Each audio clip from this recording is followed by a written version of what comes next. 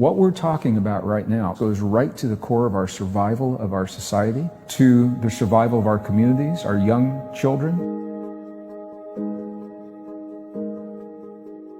We're living in a world that's changing in ways that we've never seen, that we're not conditioned to accept. And the world is changing faster than we have been conditioned to accept in a single generation.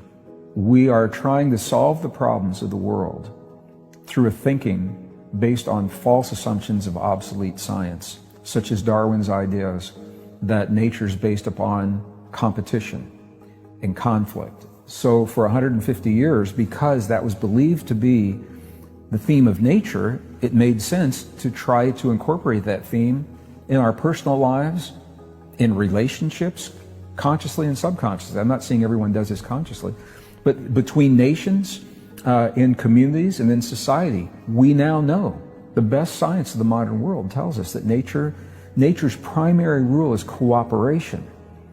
When we see so much competition, that tells us how far we've strayed. We're seeing the rise of hate in ways that we've never seen.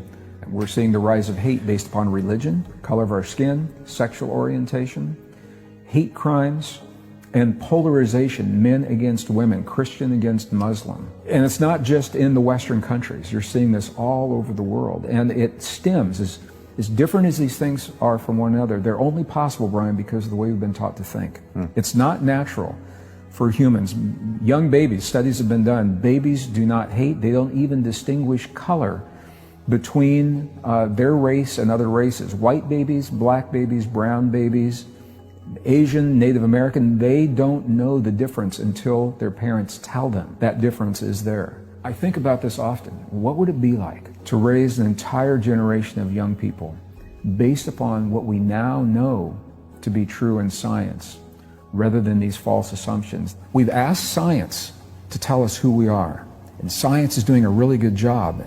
And the question is, are we willing to embrace the story that science is telling us? There is a philosophy now in the scientific community that consciousness informs itself through its creations.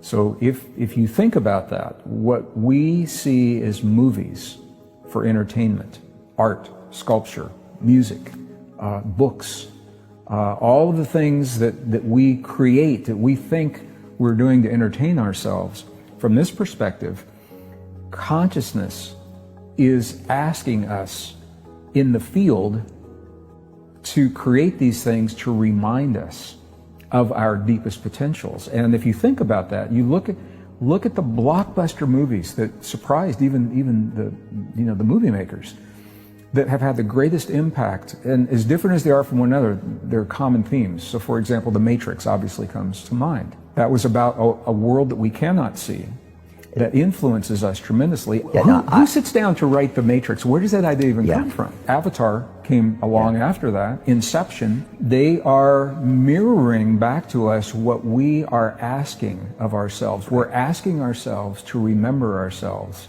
to remember who we are and our potential. And one of the ways that we're doing it, rather than going to a monastery, leaving your family and your life behind and living on a mountain, for the rest of your life, which you can do and it can be fun, we're asking consciousness through our expressions of creation, not just for fun or entertainment, but to tell us what it is that we have forgotten about ourselves.